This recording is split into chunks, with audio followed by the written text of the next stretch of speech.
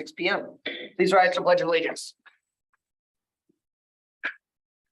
I pledge allegiance to the flag of the United States of America and to the republic for which it stands, one nation, under God, indivisible, with liberty and justice for all. Clerk, please take the roll. Councilmember James Blair, Here. Councilmember Joseph Richardson, Present. Councilmember Joshua Crossman, Here. Councilmember Holly Smith, here, Councilmember Brian Hess, Councilmember Ashley Brooks, here, Councilmember Terry Kaminsky, here, Mayor Joe DePinto, here. I get an agenda approval, please. Councilmember Hess. Mayor, I'd like to ask for an amendment to the agenda approval. It's from our study session. One of the questions that was asked, and I don't see it being presented here. It was asked about what the cost to the city of doing the Zoom meeting. And when I asked about that, I said that it'd be presented at the last council meeting of this month. Okay, If I remember correct from the discussion, Councilmember Blair had wanted to stop the Zoom meetings because of the cost. And we asked for a true cost to be presented. okay. There's been an amendment to the agenda made. Is there a second? All right. Is there a second? Clarify. Sure. Where just transparently was, where are we gonna, want to put that in? What are we doing? Under new business, where I would like to have it presented, because it's not necessarily old business, because it came out of the study session. Is there a second? Second. Any discussion? All those in favor say aye. Aye. Any opposed say nay. All right, we will add under new business. We have the numbers. We'll talk about it at that point during the new business. We just go into it. All right, moving on. Well, no, we still have to. I'd like to approve the amended agenda. All right, sorry, let me get my variance straight. All right, got amended agenda. It's been motioned to approve the amended agenda. Is there a second to that motion? Second by Councilmember Smith. Any discussion? All those in favor say aye. Aye. Any opposed say nay. Motion carries. We got an agenda. All right, moving on to special presentations. And we got that amendment under new business. Yes. Under their special presentations, we have a reappointment of our Judge Meyer.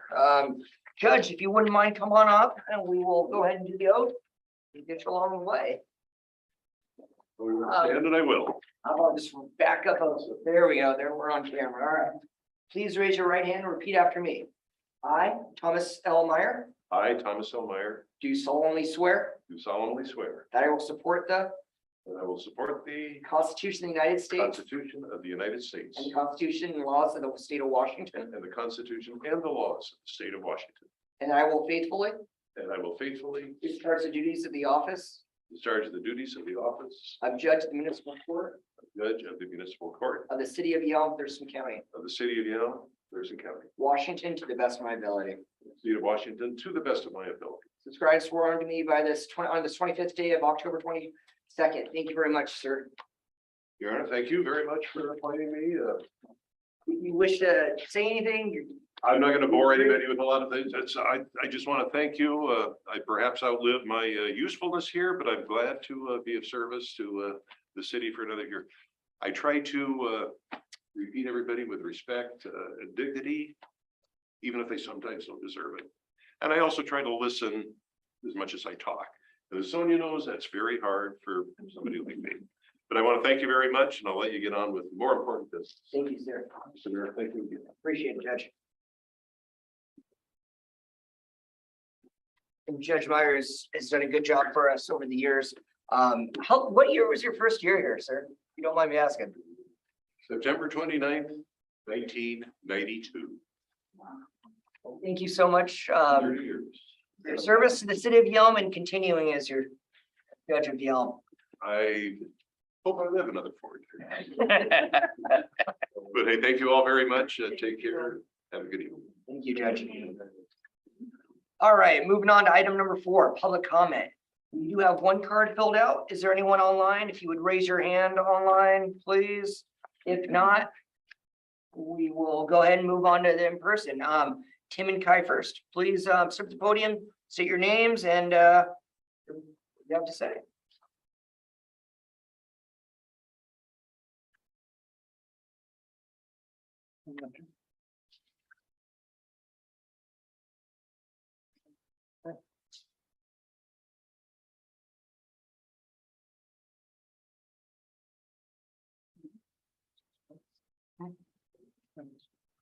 My name is Tim First, and Hi, first. so the reason why we're here and what we shared with you guys, essentially, there's been a change to the CBD zoning and what you can or can't do in there. Which is affecting one of our properties that we currently have. I'd like to preface to say that we had no idea of the changes. And then this came about when we went to submit paperwork to the city, realized that changes were made and went into effect on September 13th. We don't currently buy the newspaper, and we weren't notified any which way that this would happen, the change to the CBD zoning. So that's definitely one of our concerns is, being property owners here. If you don't buy the newspaper, you're not notified. How do you know that things are made when we, plan to put a duplex there, which we've done next door to it. We have apartments going behind there. I don't know if you guys are able to take a look at the second page and provide you guys with, and you can kind of see the property that's circled, and that's the proposed duplex that we originally wanted to put. If you look around, there's duplexes, essentially everywhere around there. When we went to do a pre-step for the project, with the new CBD change, what we would have to do there, we would have to do 4 units plus 20%. Or we could do commercial space, or we could do a convenience store or something like that, which honestly doesn't make sense for us to do in that area at all. If we were to do 4 units and we were to go 20%, we wouldn't be able to meet the parking requirements for this area. So a mixed use project essentially can't be done there unless we probably went with underground parking, 0.16 acre, or we went 2-story parking. We can't make the on-street parking even work to make the project fly. So what that leaves us with on a CBD project is essentially commercial, or we can't do mixed use on like that. And I'm not sure that it would be feasible, even if, let's say, we were to purchase more land. Well, you'd want to meet you'd have to meet the density, which is now a minimum of 20 or up to 32 per acre. But every time you go up, the problem just continues, right? If you're 0.16 acres, you need, let's say, 6 parking spots on street. You can't make it happen. And at 0.32, you have the same problem. You're going to need 12, but you still can't meet that. So it continues, and you just can't make it happen. So the reason for the meeting here is we've had this property for a long time. And we haven't done anything with it because we didn't have a need to start the project or submit anything, and to find out, this passed, and then here we are, we're stuck with 0.16 acres and we can't do anything with. And trying to make sense to put a convenience store, doesn't make sense for us to do anything else with that property. Like I said, we've built duplexes right next to it. We're doing apartments across the street from there. And so one of the things I'd like to request, if possible, would be, I don't know if there's a way for us to still be able to request to do a duplex, even though I know it's already passed on the 13th, considering that we never actually even saw that this came through. So we could put a duplex, so it just matches up only the next to it. If that's not possible, then I would request that there's a change made to the CBD zoning to where there's a minimum of 2 units and up versus, 4 units and up. Because if we could do a duplex there and we were to do commercial space, then we could make something like that. We should be able to make that work. But as soon as you put 4 units and up, we can't make on-street parking work for a project at all. So it becomes anyone that has 0.16 acres in the CBD zoning is not going to be able to do, mixed use project on it. It's not going to be feasible, and to go up, with parking or to go underground with parking, it's not feasible in a city like Yelm. We're talking Seattle, you can pull it off, but this is Yelm. So, we've been here for a long time. We've been doing construction here for a really long time, and we're trying to continue to develop in Yelm. We'd like to keep all of our business in Yelm. And we've had conversations with some of you about this and we're wanting to be able to develop and continue to work here instead of having to look elsewhere, honestly. Just because this is our home, we believe in Yelm, we give back to Yelm. We've done a lot of things here in Yelm and but this in particular is the one thing that we did want to talk about today. It's just, it's just not feasible to do mixed use in 0.16 acres in CBD zone anymore. So I don't know if there's a way to retroactively go to where we can put another duplex there, or perhaps something else that you guys may be able to help us with. All right, questions from the council? Councilmember Blair. My question is gonna be towards the administration. When we talked about this, perhaps I'm wrong, but I recall asking that changing these up, that would make the zoning to where you could build up to X amount of units per acre or whatever. I was under no impression that we were setting a minimum that would prevent someone from doing something. So could someone explain exactly what's going on here with the zoning regs that we voted on? Because I never, through me reading it, and let's be real, there's a lot of language and this stuff that a normal person just isn't gonna comprehend. So that's why I ask the questions that I do. I had no idea that anything that we voted on would prevent someone, like honestly, even if it's in the middle of the CBD district, if someone wants to build a single family home, they own it, have at it. I thought the whole point of what we voted on was to make it possible to add in more units per acre if desired, not that we were forcing someone to say you have to do this number of units in order to build here. That was never my understanding. So someone explain what's going on. So, I mean, I don't want to turn this into a study session here and go over what we voted on and all that in detail. Happy to provide that information to you and happy to meet with you all too. Thank you for coming out. That information would have already provided when I asked that question. No one ever told me that we were requiring a minimum number of units within the area. My entire understanding the entire time is that we were just changing it to make it to where it was an option to put larger number of units in a smaller space. I'm not trying to say you should have read what you passed, but kind of you should have. I mean, that was part of it in it. And it didn't exclude. I get that. All due respect, Mayor, I just stated that I did read through it. However, the reason why I asked the questions that I asked is because there is language and all of this government jargon that the average person just doesn't understand. So that's why I ask the plain questions like I do. For example, are we just making it so that the option is there to build more units in one spot? Not saying you have to build this number. Like, no one ever told me that before.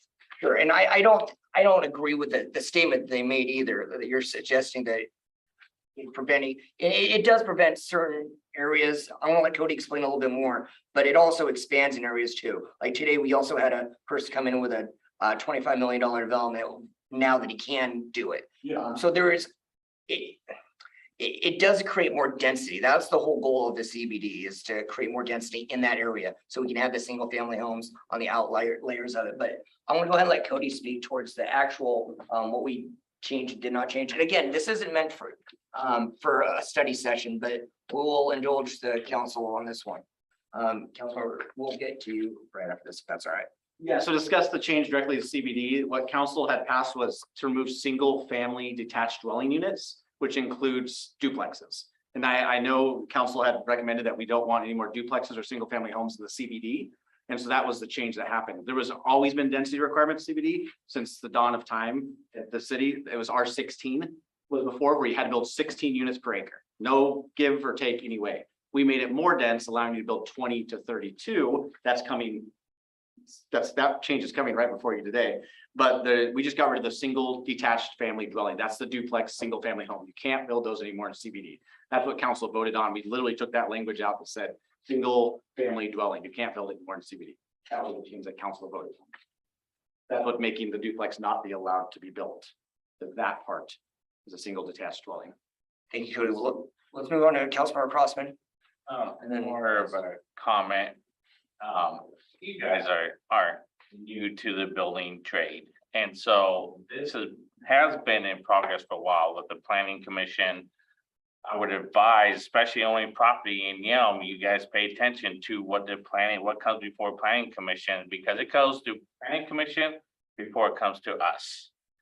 And so a lot of this was discussed months ago, long time ago, before it even came to a vote of the council to approve or disapprove. So my advice is pay attention to those planning commission meetings. If you own property in Yelm or anywhere you're affected by, you should be paying attention to those, because these changes are coming. And just to be honest, I don't think you'll get a variance on it. So the CBD, because I'm in the building public services committee, which deals with the building department, so I hear about these a little ahead of time as well. So just to give you guys a heads up, I don't think that will change. The focus of CBD is more density. So duplexes probably won't be allowed, single family won't. There is going to be an easement on the parking restrictions are going to change. If they haven't fully changed yet, I was kind of clear, but those parking restrictions, a lot of those are going to be going away with some of the changes that are coming as well. So there is opportunity to build other things, multi-density, commercial in, apartments. So I would, my advice is, as a business owner myself, you guys, who I am, look at building something bigger than a duplex. We can't. We can't. There's changes coming in the code that will allow that. So what would have to happen is essentially either we'd have to build a parking or have a parking somewhere off-site, That's what's happening. basically. So we would have to tell the people, park your car over here, and then you can walk to your house, if we were to do something like that. So I just think that, there's a lot of changes that are happening. And when you change codes and things happen, until something comes up, you're like, oh, maybe we should have looked at this a little bit closer. Maybe we should have seen that on 0.16 acres, it's not gonna be feasible to go 4 units with 20% and still accommodate for people to park. And also have to be able to build a project here in town that's going to be feasible from a cost perspective to where you can make your rent roll cover those costs. I understand that someone that has a $25 million project wants to come in and that makes their project work. But there's a far and few of those versus people that are just trying to make a project work within the 0.16 acres. If you're gonna make a project that's gonna have higher density, you're gonna go 6 stories up. Let's say you have to scoop up 10 properties like that, a minimum of, 350,000 a piece, just to pick up a block. You're talking 3.5 million for 1.6 acres. Councilmember Hess, you had a question, please? It's more of a statement and it's reference to the situation that we've run into today. Thank you for bringing it to our attention. This goes, I know we work very hard for transparency. I know we work very hard to make sure we notify the community what's going on. I think we need to look into finding out what was missed in reference to notifying, because we're only putting it on a website, what's going on. It's not going into the newspaper, the local newspaper. We're at some point, I think somewhere our community is growing. We have people who are situations like these gentlemen here. We're not getting out what we're talking about.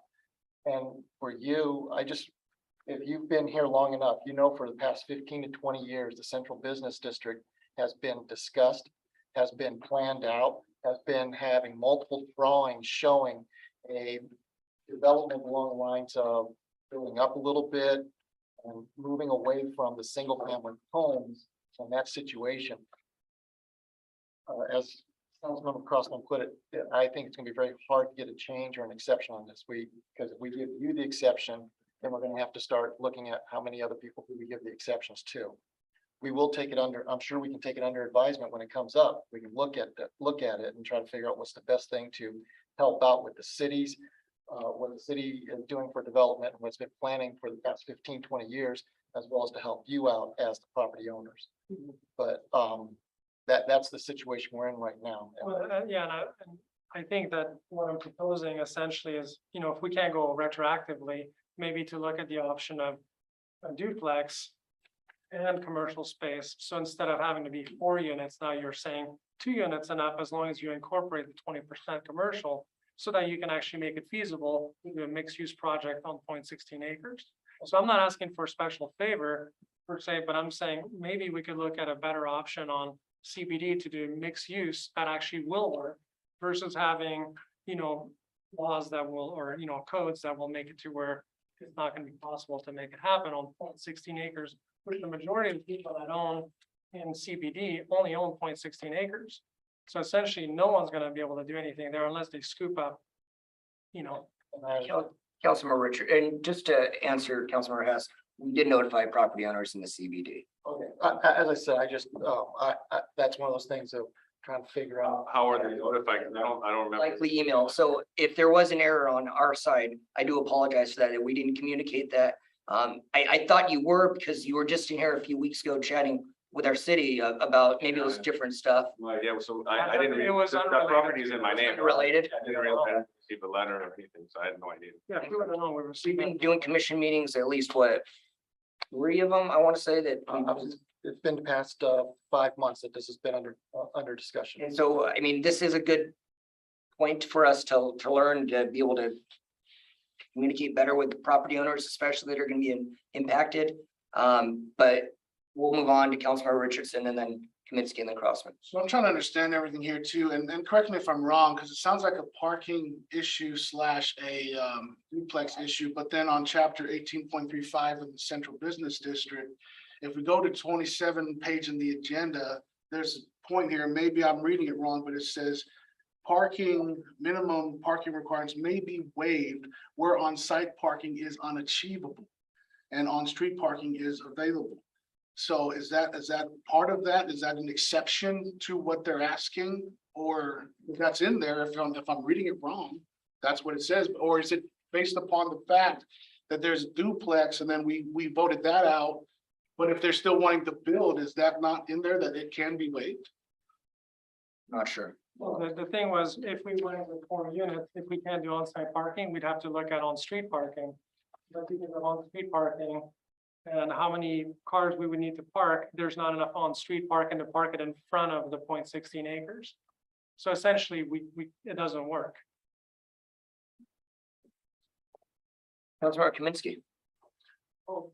I was wanting to speak before Councilman Hess, but I remember a few years ago when they changed the parameters of the CBD, they did send out letters because I received one myself, like a copy paper. So I was gonna ask you if you. Yeah, no, I didn't. We didn't receive any letters or anything. We own, quite a few properties here in Yelm, and not a single one was received, so. And then this is such an isolated property. I mean, you can't put a grocery store in the middle of the neighborhood. So, I mean, could they apply for a variance to ask to continue their plans on a street like this? I'm not sure. We could absolutely meet with you about it. Well, and I think that's kind of where we're at. Because at the end of the day, the duplexes we just built, even though I understand the CBD, those duplexes, we're not gonna be tearing them down for a really, really long time, right?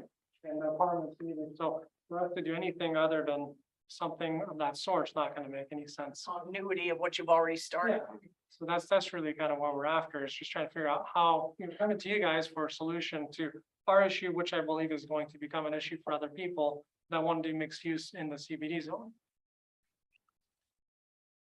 I have to leave. I have to pick up my daughter, so. Councilmember Crossman. Is there a house there currently, single family use? There's a house next to it, but this is 2 lots. So this is 2 lots. The vacant lot right now? Well, the house has a garage on there. The garage would just get torn down, and then essentially that's where the project would go. Councilmember Smith. So I was kind of gonna talk earlier when I had my hand up about what Terry was saying, because of what it looks like right now. I'm just curious, what is the process for a variance? I mean, just at a high level, what's the process for that? I'm sure there's an appeals process, but Cody, do you You know? can do a variance for use. You'd have to change the code if you wanted to allow Oh, this. so there's no, Yeah, there's variance for things not considered use, but like setbacks and stuff like that, you can do variance. You can't do a variance. all right, You thank you. have to change the code. All right, thank you. Any other questions? Afterwards for Cody. Okay. Anything else, sir? I mean, I don't know where we stand after the conversation. I think that the main thing would be if you guys could look at going to 2 units and up, not doing single family use. And then in that case, we could do a duplex above and then make commercial space underneath and provide office space. Otherwise, really, the project is null and void. And I think that anyone that has 0.16 acres is going to find the same issue if they want to do, if they want to do that, or perhaps relooking at, what the CBD zoning is and perhaps changing some of it over to residential. If it's not going to make sense to put a project there. Thank you. I'll reach out directly to you and we'll set up a meeting. All right, thank you, appreciate it. Thank you for your time. All right, moving on. We have the consent agenda, September 27th, 2022 study session, October 4th, 2022 regular meeting minutes. Update signers on the Timberland Bank accounts and move forward Lori Lucas from City of Yelm Timberland Bank accounts and add City Administrator Todd Stansel to both accounts. Is there a motion? Councilmember Crossman, Move that we approve the consent agenda. is there a second? Second by Councilmember Kaminsky. All right, is there any further discussion? All those in favor of approving the consent agenda, say aye. Aye. Any opposed, say nay. Motion carries. Thank you, council. Moving on to new business. We will add it, sorry, I should have said at for the council member Hess's request. I heard that you did that about that. Yep, all right, ordinance number 1089, amendments to chapter 2.66, 18.12, 18.30 through 18.33, and 18.35 through 18.40 of the Unified Development Code. Cody, I believe this is you. Okay, so the code or the ordinance you have before you, when we, about 3 months ago, we amended the code to add essential public facilities to uses. We didn't, when we sent it off to code publishing, they required us to kind of change the wording and what our code was. So this is just a cleanup of that, is adding essential public facilities to all the sections. Before we just said add it to all the sections. So now we're actually adding it to every section to comply with what code publishing wants. So this is just a cleanup of a code we submitted and code publishing sent back some feedback. So now we're changing it to kind of bring it up to what they want to see. I'll be happy to answer any questions. This should be a pretty big, it's just a review for you guys of what you've already passed before this one. Councilmember Crossman, I move to approve ordinance number 1089. for a second. Second by Councilmember Hess. Any further discussion? All those in favor say aye. Aye. Any opposed, say nay. Motion carries. Moving on to ordinance or on new business B, 6B, ordinance number 1090, amendments to chapter 18.35, 18.38 of the Unified Development Code. Cody, please take it away. So in front of you, partially what Tim first was talking about, this is an amendment to the CBD. So when we went through and the two C3 sections, the C3 sections, Public Services Committee has learned about. When we went through and amended all the commercial zones to not allow single family homes, we didn't do C3, which is our big box store. So right now someone could come in and build single family homes in the C3 zone. So this is to clean that up apart and take away single family detached units and also not allow just residential in C3. So you couldn't build just residential, you have to build mixed use in C3. The other part that you'll see on there is the CBD sections. We've kind of loosened up some of the restrictions a little bit about density. Part of the issue when we passed the original ordinance is it was required to be just 16 units. That's what it still is. They had mentioned that we're going to allow it to be flexible, 20 to 32. That's what we're shooting for, is a flexible density and kind of the guidance that council has provided us on, moving CBD to more commercial type organization versus just residential and single master dwelling. I'll be happy to answer any questions about these ordinances if you have any. Yes. Director Colt, is one of the other changes where that is amending also that is 20% is the commercial and 80% is residential. Is that correct? Correct. Yeah. So when we noticed CBD is a little bit different monster than C1 through C3, we wanted to allow people to put more apartments and they're more residential use in that mixed use. So we wanted the ideal as a first floor of like a taller building would be commercial. So we are amending it down to 20%. They can obviously build up to 100% if they wanted to, but a minimum of 20% in CBD to keep that commercial feel of CBD. Again, anyone can build a 100% commercial building in the CBD. That's the goal, right? You can build a convenience store in the CBD and that's totally allowed. You don't even have to do anything special with that. It's the mixed use that they have to still build 20% commercial. Any other questions? Councilmember Hess. I'd like to make a motion to approve ordinance 1090 to amend chapters 18.35 and 18.38 of the Unified Development Code. Second. Second by Councilmember Crossman. Is there any further discussion? All those in favor say aye. Aye. Any opposed, say nay. Motion carries. Thank you, council. All right, moving on to our capital budget discussion. Stephanie, this is you. Going to share my screen.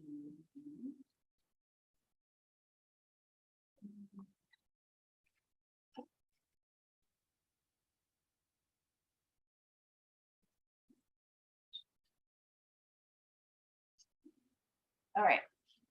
So most of these numbers we already talked about when we had the department presentations, but we just want to make sure everybody's clear on what capital projects we are putting in the budget. And when I talk capital, I mean not only vehicles, machinery, equipment, but also the projects like the WRF and the park and that sort of thing.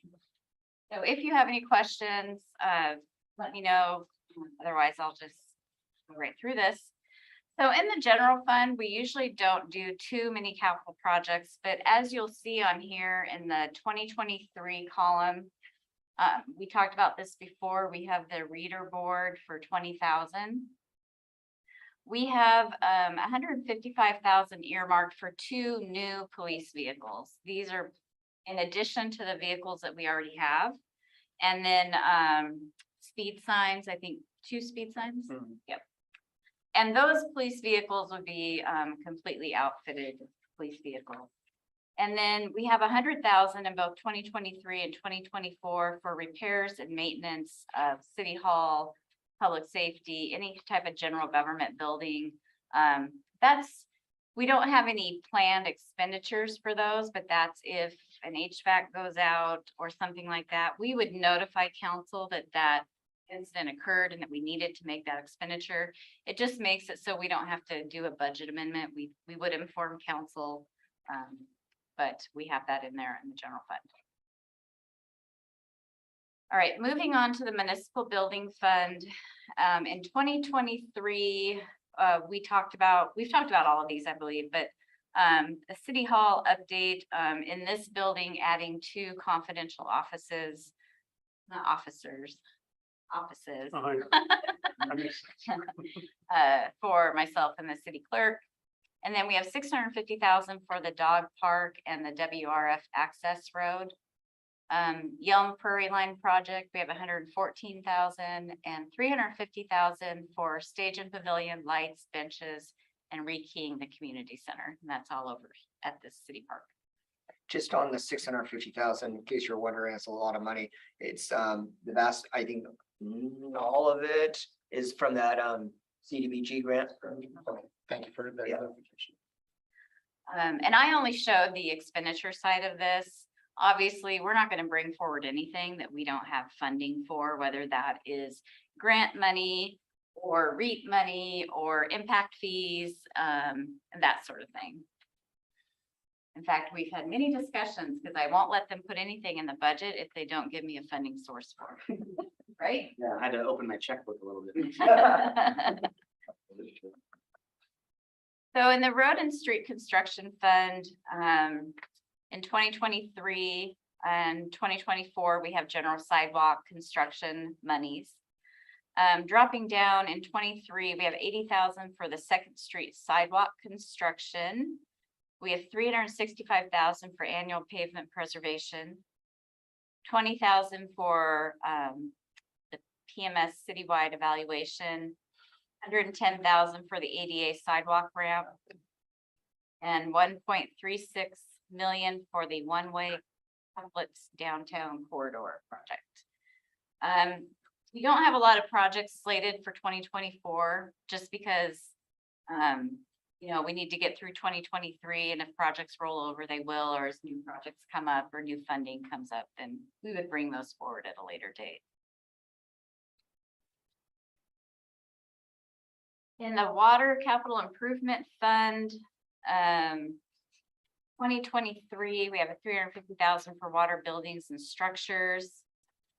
Dropping down 280,000 for water main improvements, engineering. 2 million for the Southeast Reservoir construction and 130,000 for the Southeast Reservoir siting and engineering. Boy, I need to spell check on that. Engineering.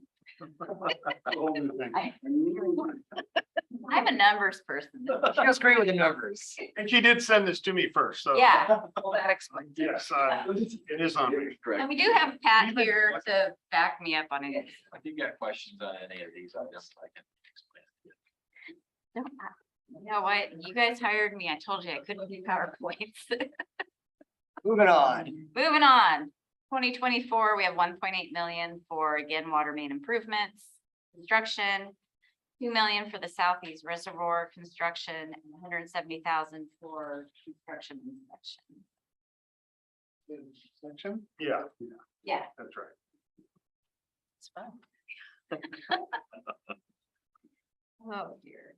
So this is the sewer capital improvement fund. And this is where you are going to see the water reclamation facility project that we've talked about. The only thing in 2023, they are going to be doing some work at Cochran Park.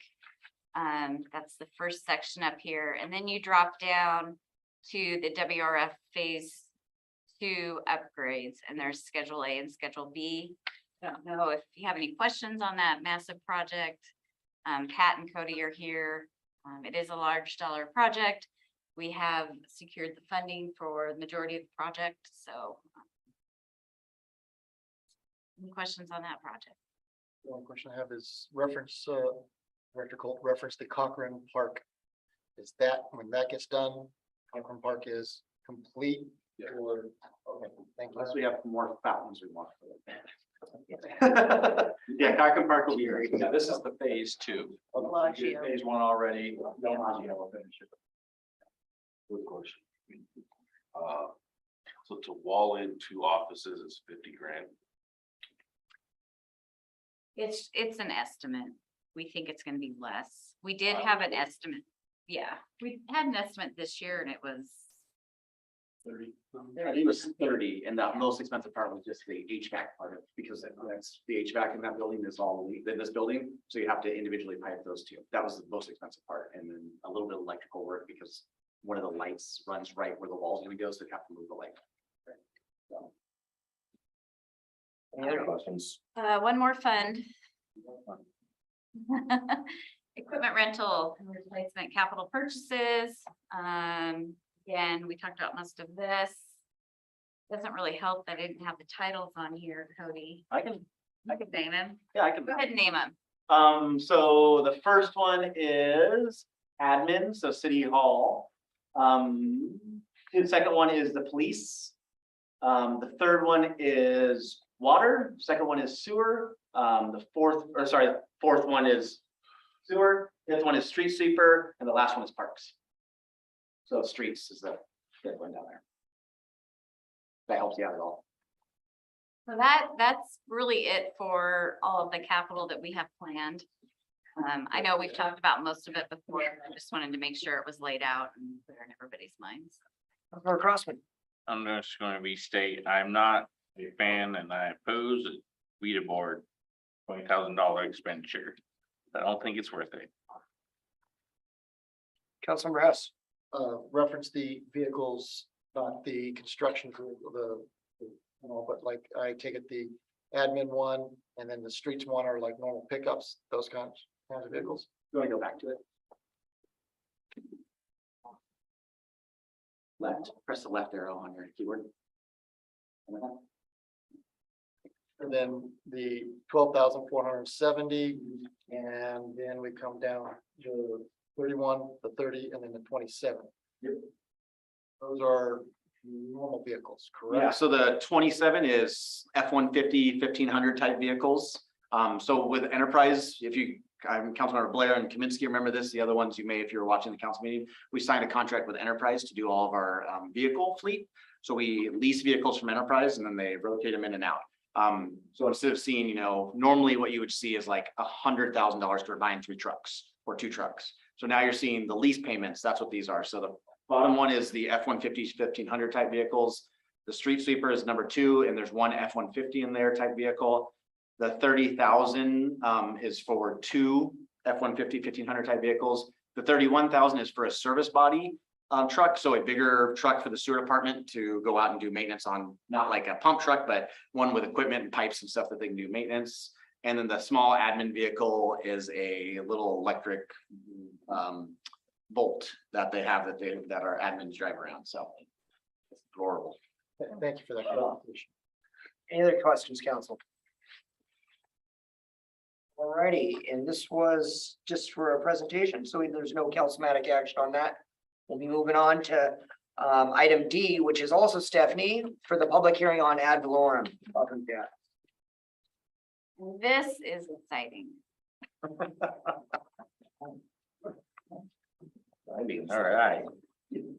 So Kathy and I talked, I think I'm gonna go through this presentation. I did give you all a copy of it because it is more of a difficult subject, and there's some formulas and things, and I wanted you all to have a copy of that. So I'm gonna walk through this. Once I'm done, then we'll open up the public hearing for the actual property tax. So property tax levy. There's been a lot of questions. There's been a lot of misunderstandings. So this is just to kind of try and walk you through what makes up our property tax levy, how it's calculated, and that sort of thing. So again, stop me if you have any questions.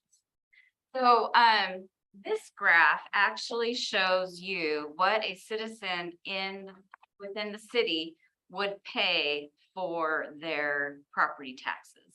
And you'll see on the upper left, I've listed out every municipality that you pay a tax to.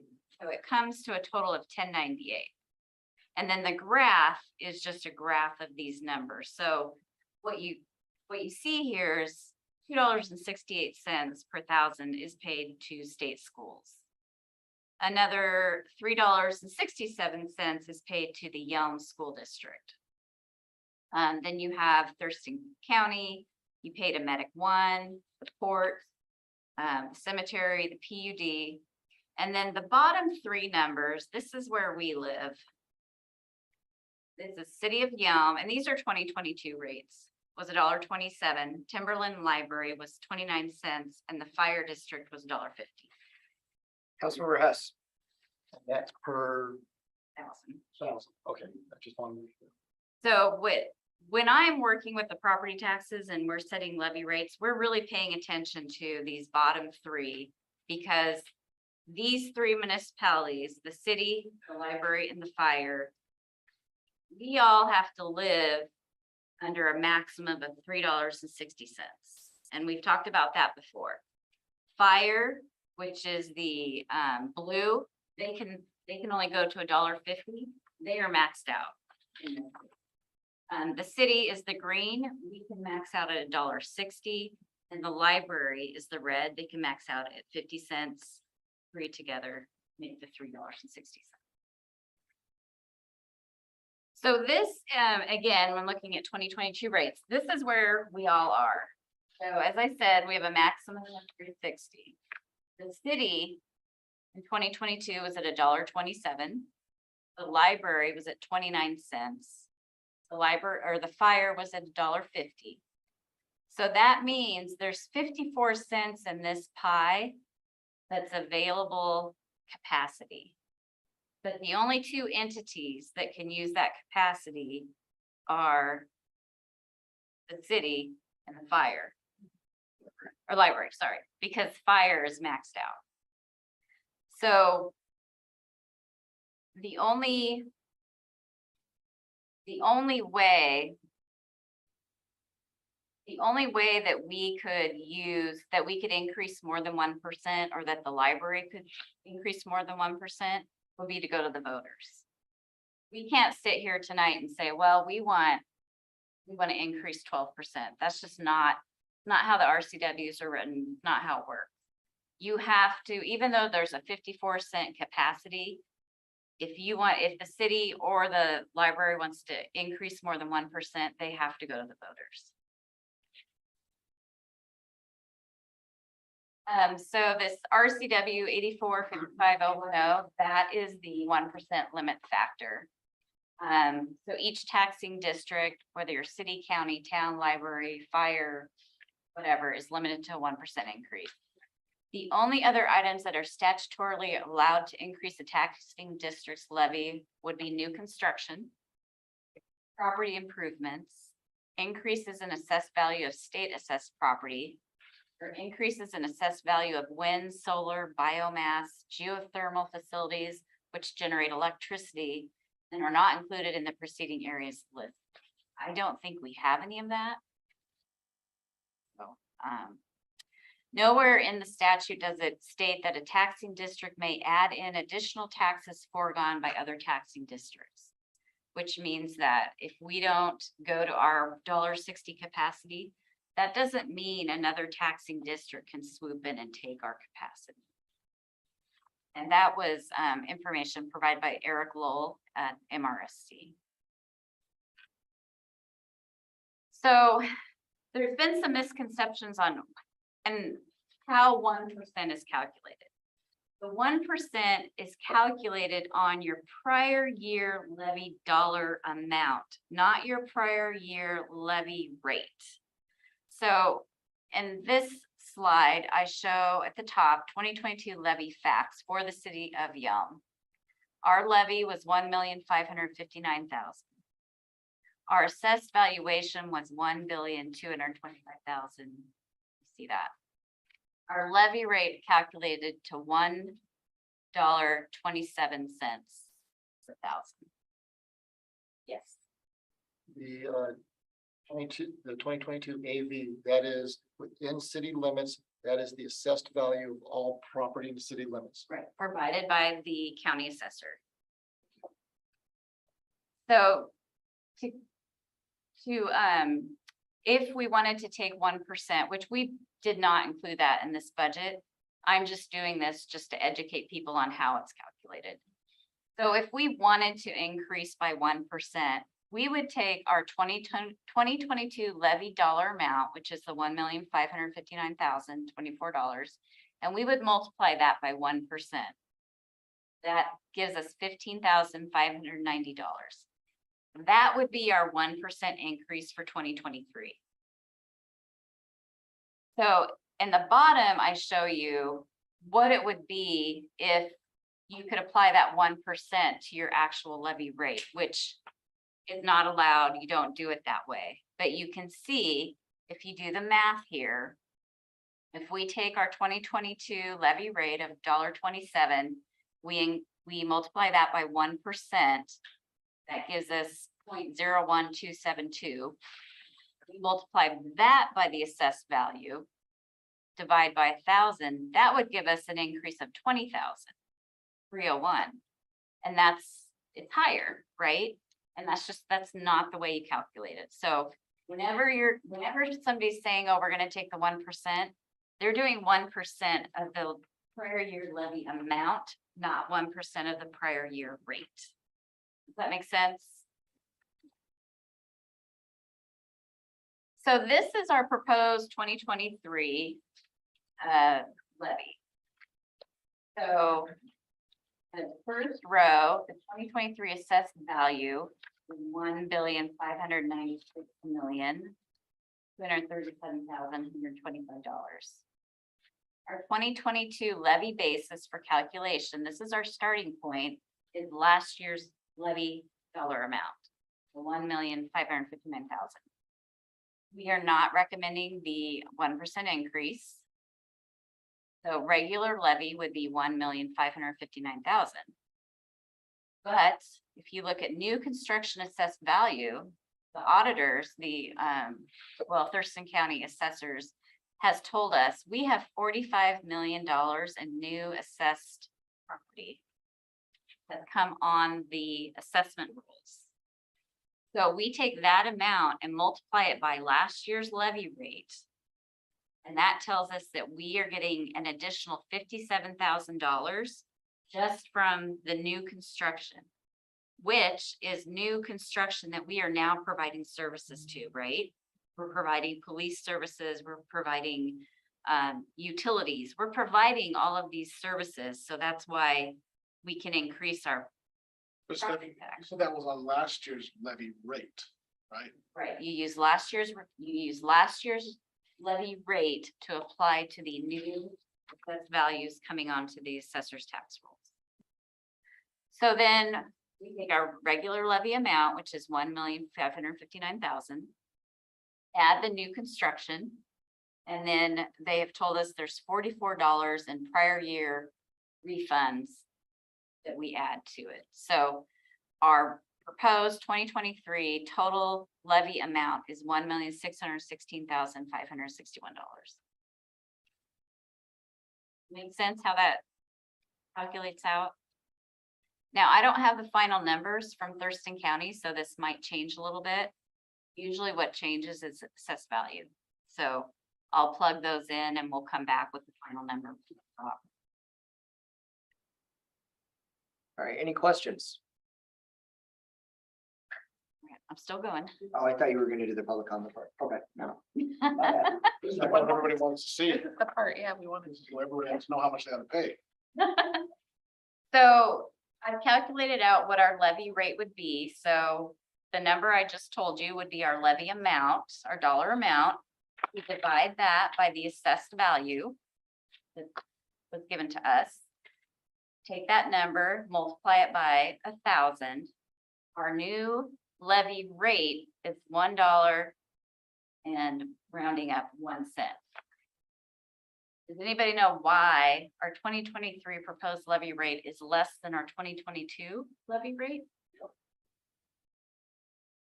Values went up by like 30%. Yep. Why James is on the finance committee. That's right. If you look at the assessed values. So this first row is 2023. And then if you drop down and look at 2022, that's quite a jump. So that's why when you're calculating what our levy amount is, we don't look at the rates because those fluctuate so much. We're looking at dollar amounts. Got a question. So when inevitably these values come back down to reality, how's that gonna affect tax rates, or does it stay what the rate is throughout the year? And then it doesn't change again until there's another assessment? So this changes once a year. Okay. So it could be, next year assessed values drop down. Then we're going to have the rate will go back up again. But our dollar amount's not really going to change much. The rates are going to fluctuate with your assessed values, but our dollar amount is really not going to change much. For us, I just want to make sure that I understand the numbers here. When we're talking about that rate of 1.01 and 1.27, that is how we can determine how much the city is getting from the assessed value when the tax is done. Is that correct? If you take the $1.01 and multiply it by the assessed value, and divide by 1,000, that's going to give you your dollar amount. So yes. And we have to do this property tax levy every year, right? We always do it every year. It's never a 2-year thing. It's always every year. So you'll see, over time, you'll see those values going up and down. Your rates are going up and down, but your levy dollar amount, that base that we started with, the 1,559,000, that's not going to change much. So, and then down at the bottom, I just gave an example, a homeowner with a $400,000 house. I put the equation of how they would figure out how much they would pay to the city of Yelm for property taxes. This doesn't include their entire property tax bill. It's just what's coming to the city. It'd be $405.08. Now, just for fun, I did, if you drop down, I calculated what if we did take that 1%. If we did take the 1%, then they would be paying $409 per year, which is an additional $3.92 to the city.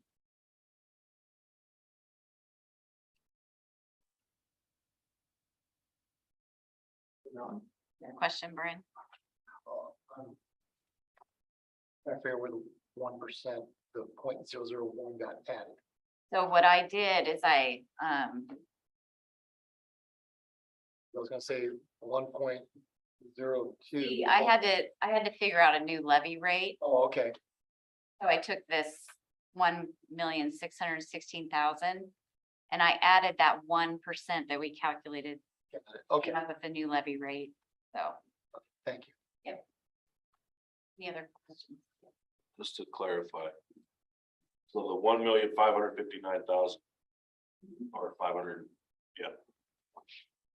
That's what it is it's a set dollar amount of what we're gonna collect in property taxes. That was the set dollar amount for Previous. last year. For last year, that was the set dollar Yeah. amount that we were gonna collect property taxes. It's divided up per $1,000 of property value.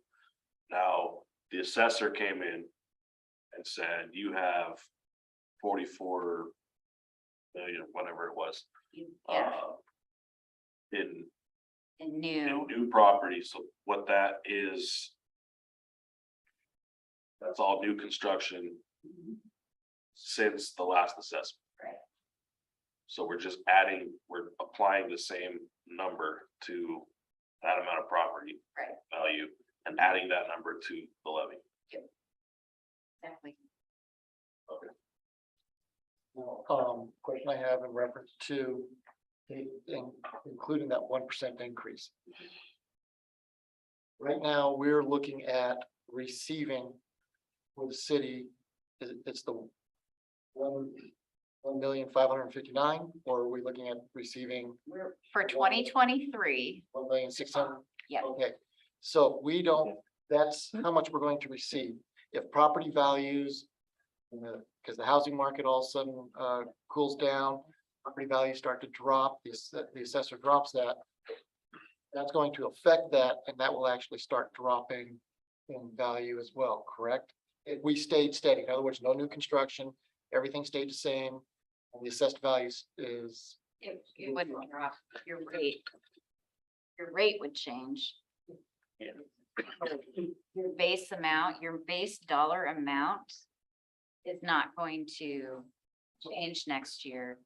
If property values go down, your rate will change, but your base amount will not.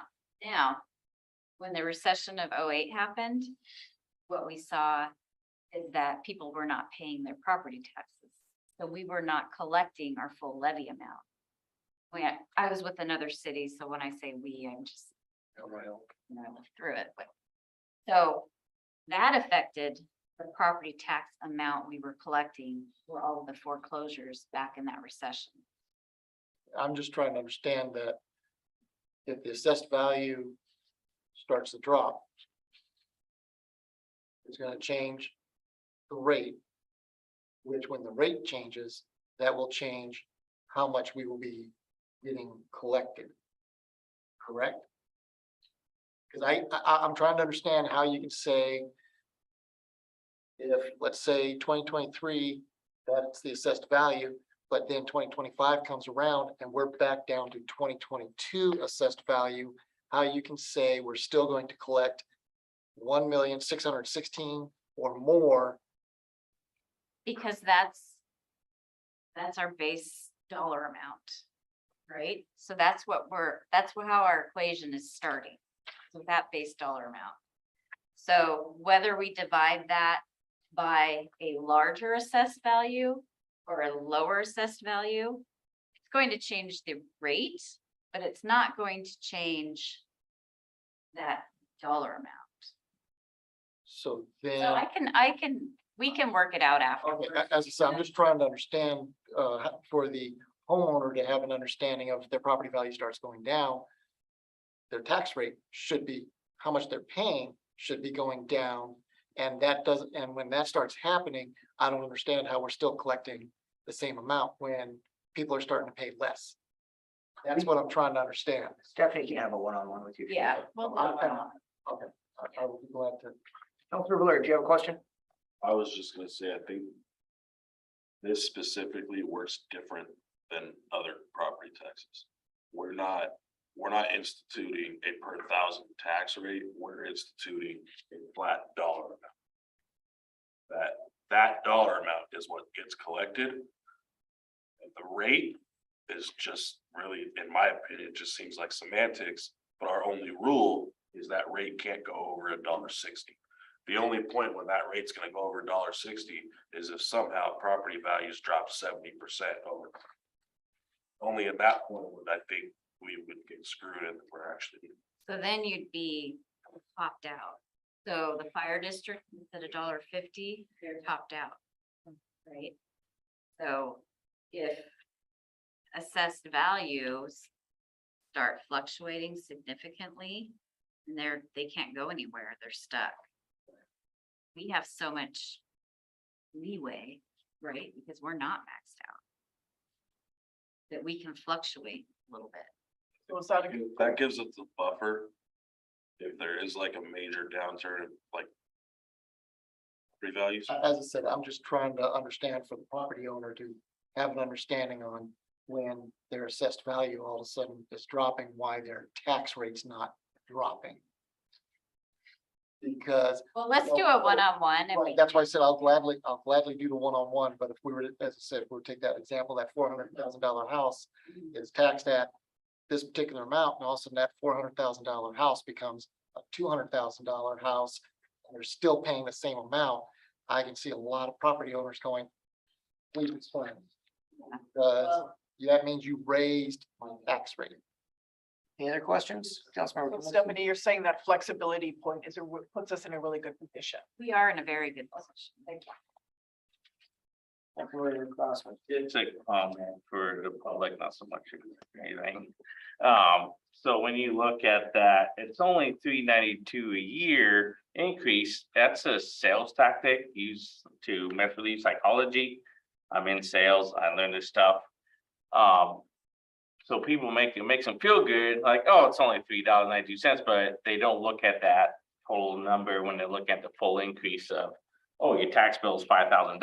Oh, that's we break it down so it makes it feel good, like, oh, you're paying an extra $3, but you gotta look at that total bill when you're dealing with your property tax. Any other comments, questions? You done the presentation? All right, at this point, I'm gonna go ahead and open the public hearing on ad valorem. Tax. Is there any second words I have to say?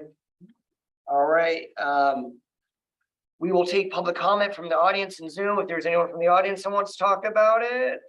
Or up on Zoom land, do we have anyone else on there? I don't see any hands raised on Zoom. Please raise your hand if you do.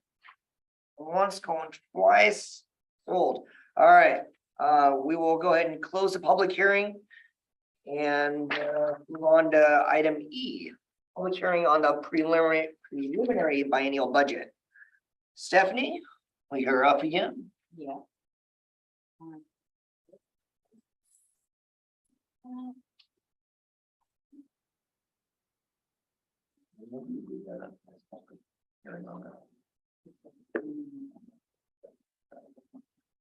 And yeah, so council, just so you're aware and the public is, the public hearing on ad valorem that'll be going on at our next meeting. So this is a good opportunity to review it. Council will take action, discuss it. Our next meeting, in the end of November, we'll go ahead and vote on that. So this is the citywide biennial budget, and I just wanted to have these numbers up here. If there's any discussion, it has each fund, the beginning fund balance for 2023, and then the column for the biennial total revenues, column for the total biennial expenditures, and then the projected ending fund balances at 2024. Can we make that one page and larger? If possible. I can do one. Opposite. Well, we'll zoom out though. There we go. Thank you. I could read, I have decent eyes, but I'm hoping that I'm speaking to some other folks. Not naming any names. Talking about it. Let me just scroll down it. Yeah, that works. Yeah, and please, if anyone has any questions on any of this, feel free to stop and ask her.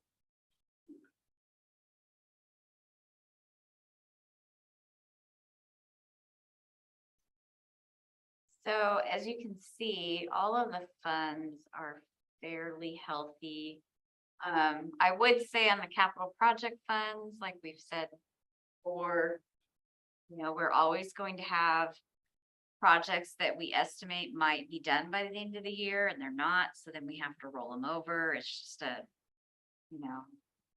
they're pretty, it's hard to do a year-end estimate on a lot of those capital projects, so we do the best that we can in estimating those.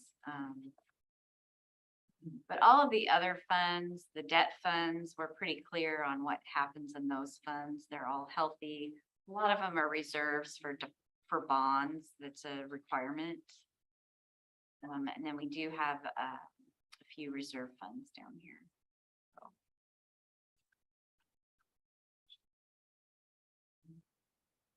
So, any questions? We will send this out.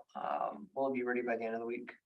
So all of these presentations tonight and the ones that we've had prior on the budget, we're going to put on the website.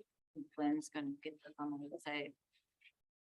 And then when we have we're putting together the budget book. So we hope to have that PDF out also. And those presentations will be right on the front page, the home page of our website. On the left-hand side, there will be a link, and they should all be up shortly. Is there anything, I know we had a presentation just on the general fund. We've had the departments come in and talk about their departments. We've talked about capital. We've talked about property tax. Is there any other areas that council would like us to bring more detail on?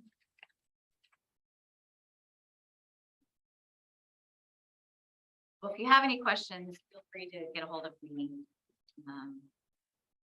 Go through those. All right, finish the presentation. Yep. All right, we will go ahead and open the public hearing now on the preliminary biennial budget. Is there anyone from the public that wishes to speak? Anyone on Zoom land? We have a couple people. We don't have any Raise hands yet. hands. Once, twice. All right, we're gonna close the public hearing on the preliminary biennial budget. Good. Todd, you all right? Okay. And we will move on to item number F, Zoom cost discussion. So as requested by Councilmember Hess, would you like to go ahead and preface this? I just wanted to ask one question in reference to the two public hearings that we just had. Sure. From the two gentlemen that were here earlier, I know that I would like to make sure that we are notifying the public when the next public hearing is going to be, so that they will, hopefully, there won't be any surprises. And I know our communication director, I don't know, is it too late to add it to the water bill in that nice little blank area that says, following council meeting, public hearing will be available for the following thing? We'll discuss it on how else we want to do it, but we always do public notices for all these meetings up on the building. We're doing we will be doing on monthly on social media as well, with all the listings of different council meetings, committee meetings, public hearings that are going on. So we'll add that. Social media, we advertise in the local newspapers, Quality LA News. Where else? On this website. As I said, I just want to try to see if we can find, make sure that it's getting out there to the public. As the two gentlemen point out, they don't get the Nisqually Valley News. They didn't know about it. If they don't come to our website, they didn't hear about it. And if they don't have social media, they didn't hear about it. And so that's why I want to make sure that we are making, in some way, communicating with our constituents out there. And as thoroughly as possible. Thank you. And then you asked a question in reference to the cost of the Zoom to the city. If I remember correct, we had the study session. One of the concerns came up from Councilman Blair. He'd asked what the cost to the Zoom meeting was, because he felt that from his experience of trying to do it, it was a little too costly. Nobody was able to produce an actual dollar figure of what it cost per year for the city to continue to do Zoom. And in that discussion, I'd asked that this meeting that we have that presented to us so that we would have an understanding of what we're working with for when it comes down to budget purposes. Okay, sure, for our Zoom and all those costs, it's about $5,500 for all of it Per month, per year. per year. We've got 3 webinar accounts, 15 user accounts. Some other minute details, but all in all, it costs about $5,500. All the city, different departments, they use it. Okay, and I appreciate that being brought up. Absolutely. And Blair's that help. I'm not a fan of it, but I'm also not gonna die on the hill for $5,500. $458 a month. Is there any further discussion on this topic? Thank you for that. Go ahead. Absolutely. All right, we will move it on to item number 7, old business. There's none scheduled. Move on to number 8, updates, department heads. Todd Stansel, Chief City Administrator. Here we go. All right, thank you, Mayor. Just a couple updates, and for the first time, I got quite a few updates from the executive department, because of course, we have a communications person now who's very active. So we're very excited to have her and doing fantastic things in that position. So Christmas in the Park, we're planning full steam ahead for our Christmas in the Park celebration. It's going to be a fantastic event. It'll kick off on Friday with a tree lighting as well as a tower lighting. This Friday. Tower lighting. Friday. Sorry, December 2nd. Yes. Right, 2nd is the Friday. Is that right, Cody? Thank you. In addition, there will be a snow and glow dance party and a self-guided cocoa trail. Take place on that Friday, followed by Saturday morning parade, and then events and music in the park all day Saturday. December 21st, which is the winter solstice, we will have a winter solstice walk around Cochrane Park between 5 and 6 p.m. And then there will be some more hot cocoa involved in that walk as well. That will happen. We are working on our annual Thanksmas Employee Appreciation / Recognition Lunch. All of you will be invited to as well. December 14th, it's a Wednesday. We will have that at the Yelm Community Center. Additional events are also being planned that will provide an opportunity for our community to unite. So stand by for more activities, probably on a monthly basis to get the community involved. Human Resources Department, our only active recruitment is currently for the vacant planning and building manager position. So we have stepped up and increased our reach as far as our recruitment efforts for that position. So I'll keep you posted on that as we get closer to filling that. 2 positions will be filled on Tuesday, November 1st. Our human resource specialist and civil review engineer both start on Tuesday, November 1st. So we're very excited to have them on board. And in the police department world, 2 of the 2022 police vehicles are being picked up tomorrow. These were ordered about a year ago. And as you know, it's just been difficult to get cars and equipment. So they're picking them up tomorrow. So that's very exciting. And then another thing I wanted to pass on, because I think it's a good community effort, is our officers started a new defensive tactics training course using a local jujitsu gym. So they are all learning a type of jujitsu that will help them in defensive tactics and keep violent contacts less harmful for both parties. So it's a local gym. They will attend training once a month in jujitsu. And so they had their first training on Friday. It was very positive and everybody had a great time, and they're looking forward to building on that. So the chief wanted me to pass that on, that we started that on Friday. So that's about all we have. I didn't include Cody's department because he's here. I didn't know if he had any. Public services will have, I'm sure, all the updates. There you go. Public services. I know you guys know. So that's all I have unless you have any questions. Thank you, Todd. All right, Councilmember Hort, starting with Councilmember Blair. Councilmember Richardson. I've got nothing. Councilmember Grossman. I'll let Councilmember Hess. Councilmember Smith. I Did something, I but was kidding, I'm Hess just is- kidding. So I attended the Law and Justice Council meeting. They have those right now. They're, I think, 3 times a year. We're looking at going to 4 times a year. Who is on Thurston Thrives here? I was a few years ago, But but we nobody- don't have anybody. Okay, because they're gonna, Right now. Yeah, we need to appoint. We'll be appointing soon. okay, All but right. anyway, they're looking at, the Law and Justice is looking at working with, closer with Thurston Thrives and coming together with some things on that. And then on Saturday, the 29th, in 3-4 days, there is gonna be a trunk or treat at Yelm Cinemas in the parking lot from 3 to 6. I'd like anybody to come out, lots of candy. All right. Councilmember Hess. Quick question for for a meeting tomorrow. Yelm's ARPA funds. How much do we have left? And the question about to ask may sound really odd, but how much was promised to Regional Housing Commission? Regional Housing Commission from Yelm? From Yelm? I don't know. We'll have to get back to you on that. The reason why I'm asking is at the last Regional Housing Commission meeting, everybody was talking about the ARPA funds and how much was being put into the giant fund. And I was asked for Yelm and I went, I didn't know anything about it. So that's why I'm That asking. happened right when we changed. It was brought up when I was on it. It was talked and then he took it over. And we never made, when I was on it, we never had a set amount. So So 0.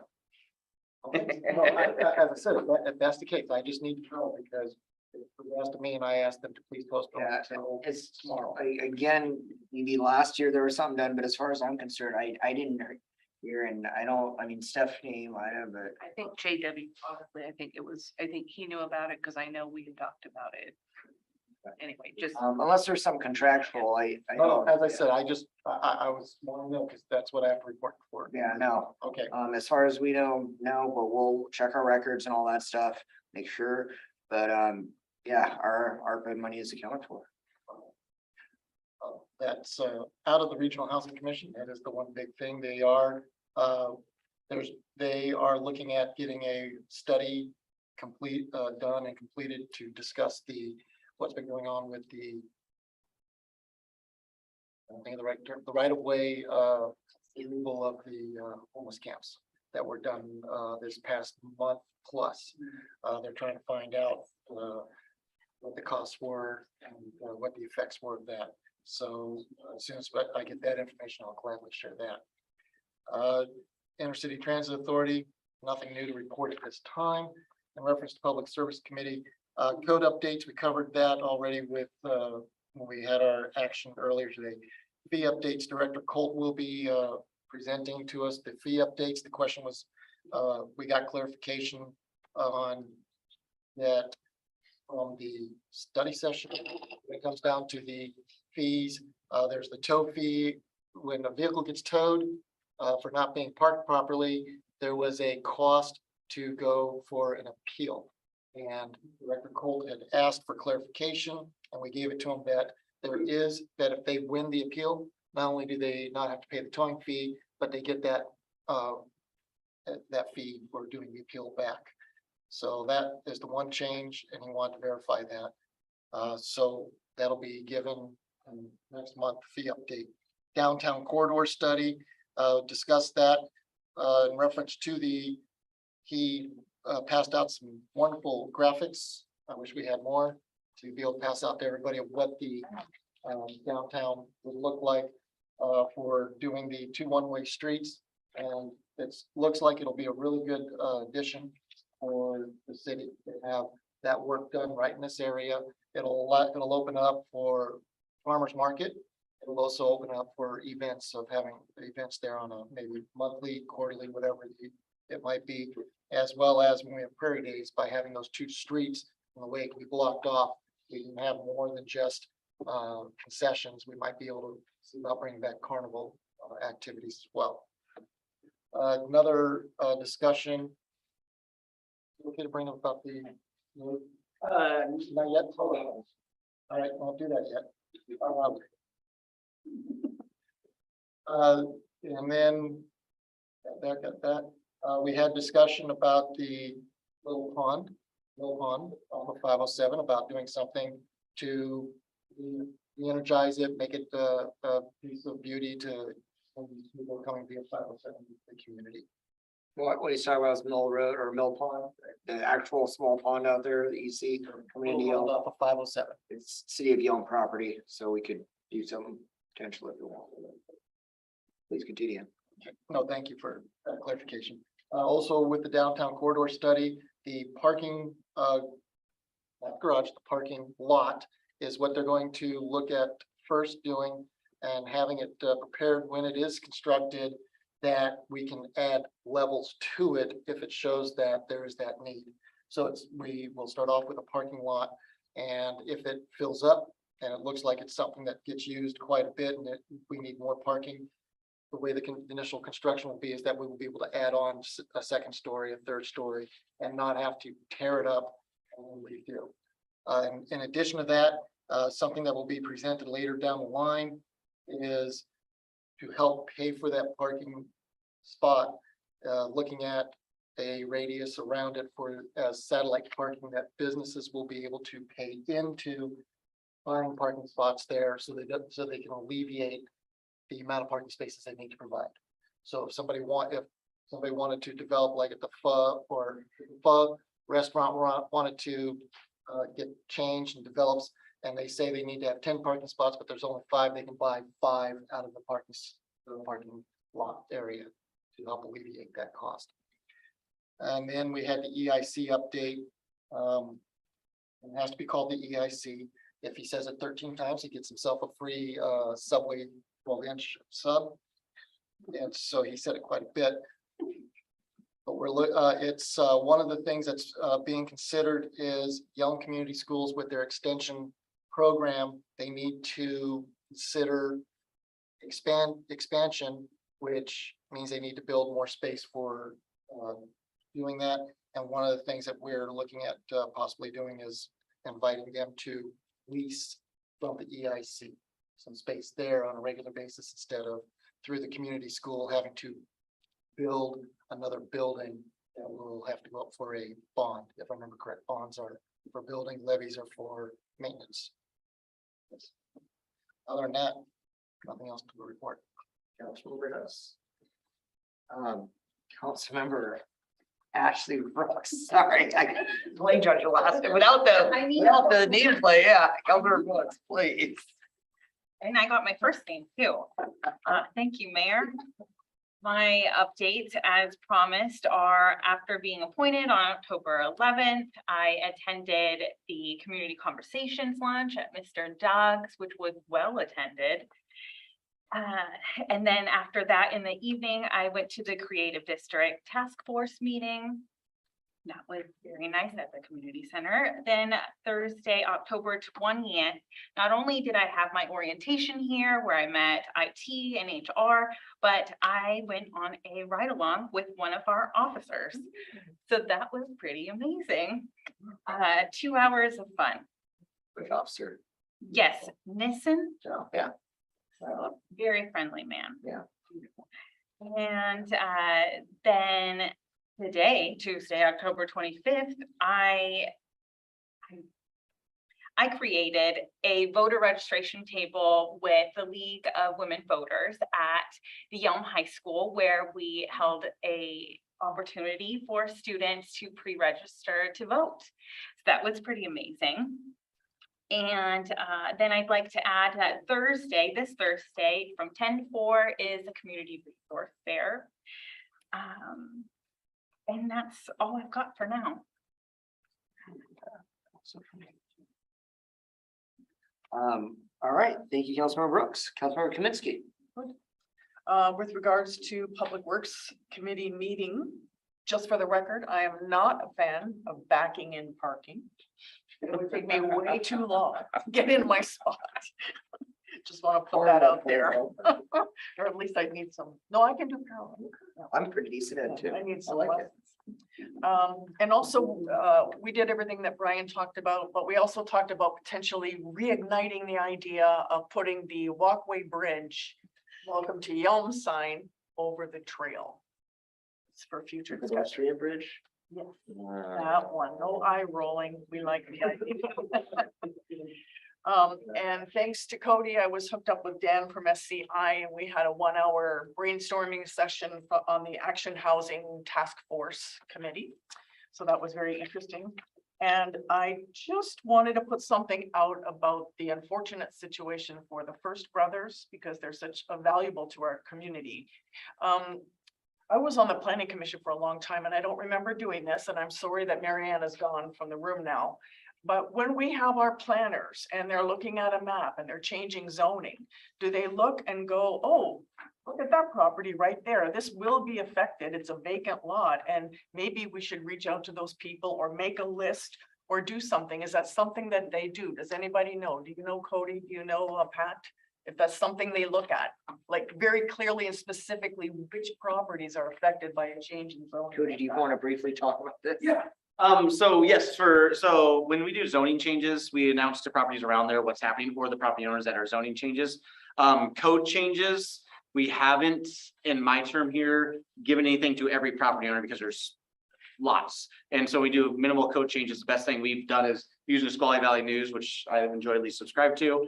We also use the city website, social media oftentimes, and we try, we try our best to reach out to as many people as we can. If developers come to us and ask questions, we go, hey, planning commission is coming up with a code update. Hence why the First Finishers was here today, as we told them, hey, there's a code update going tonight.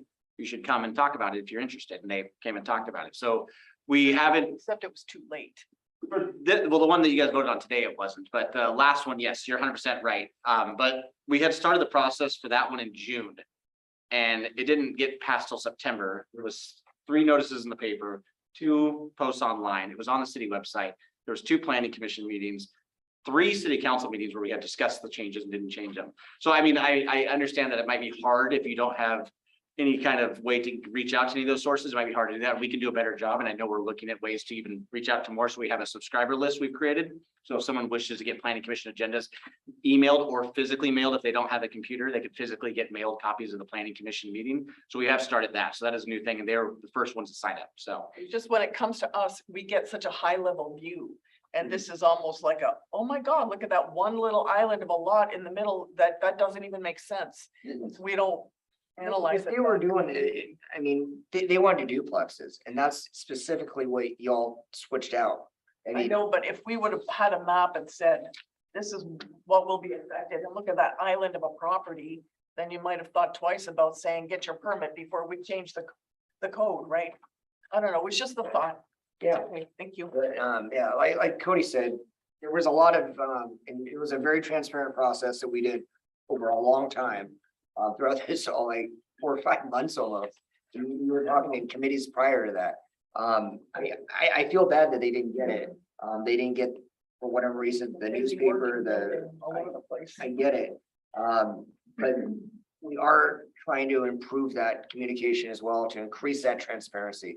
You know, like I said, we did a lot and I think we did a good job on it, but we could always improve and we will. If that's direct phone calls, if that's visiting sites, we're going to explore those possibilities and make sure that people get, they know what's going on with their property and what's the impacts that we do here. Okay.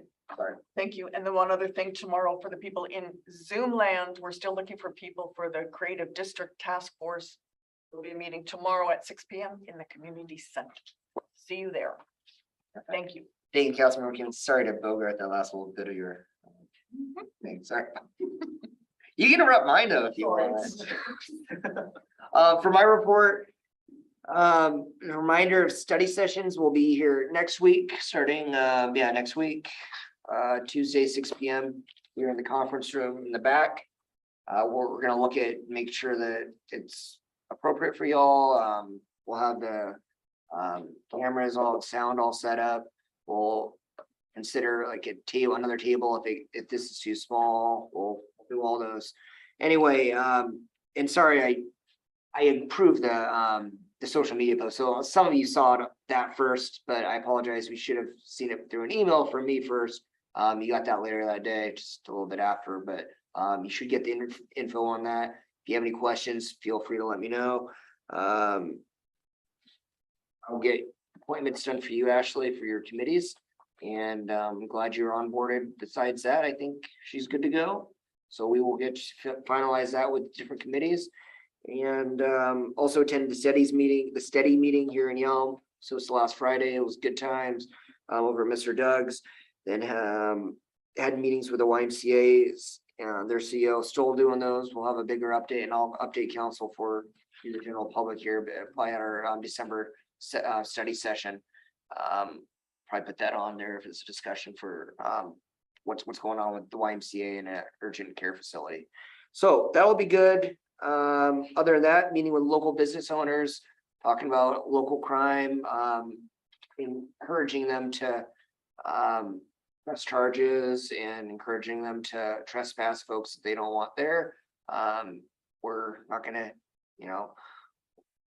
we're changing a leaf here in Yelm and we're getting a little bit tougher on crime, and we want to make sure the business owners are also on board and understand that, what their rights are, and that we're here for them to help them. So other than that, I'll take a motion to adjourn. To adjourn.